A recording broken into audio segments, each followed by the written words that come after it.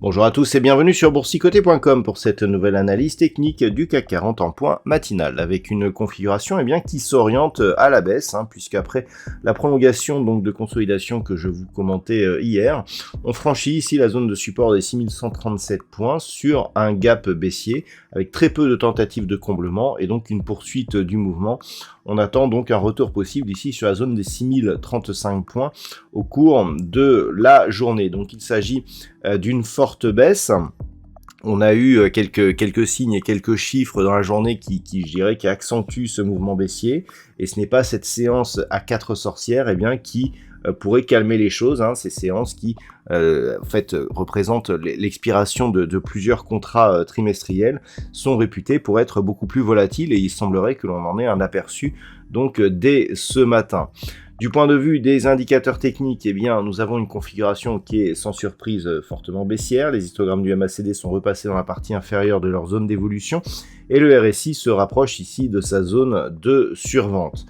L'impulsion ici que nous connaissons est relativement intéressante. Donc en milieu de semaine ici, je vous indiquais que le gap de rupture était une configuration très puissante en termes de retournement.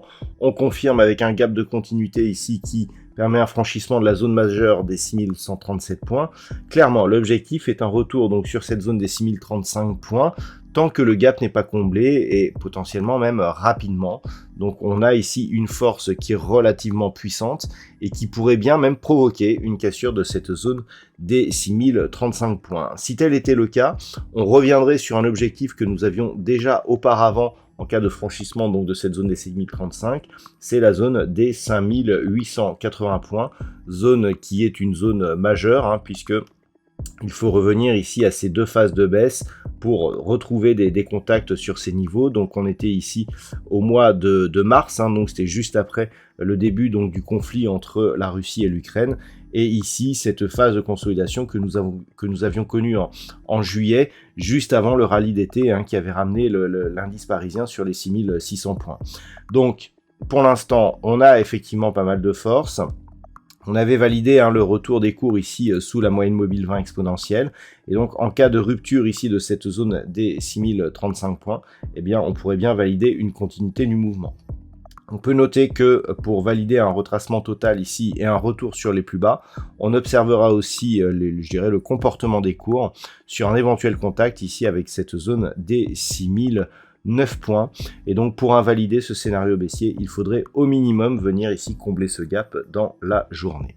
Voilà donc ce que l'on peut dire sur cette configuration matinale. On peut noter aussi la paire de devises livre sterling contre dollar américain qui vient de casser donc des plus bas historiques puisqu'on est maintenant sur des niveaux de cotation que l'on n'avait plus vu depuis 1985. On a beaucoup d'actifs qui bougent ce matin, ce qui nous promet une séance assez volatile.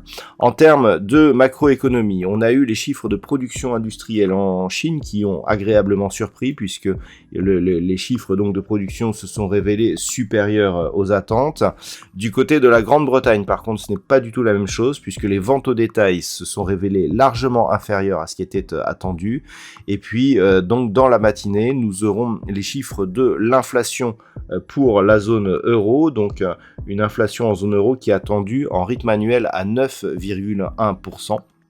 Ce chiffre pourrait effectivement aussi provoquer de la volatilité et il sera dévoilé à 11h. Pas de statistiques majeures cet après-midi, mais vous savez que c'est une séance à 4 sorcières avec donc des contrats sur le CAC 40 qui vont expirer à 16h. À ce titre, donc, je vous propose un trading live à partir de 14h, donc 14h-16h, pour suivre un petit peu ces marchés et observer ce qui pourrait se passer donc durant cette expiration. Voilà ce que l'on peut dire donc sur ce point matinal. Je vous souhaite une bonne séance. On se retrouve tout à l'heure donc pour le trading live, toujours sur la chaîne boursicoté.com.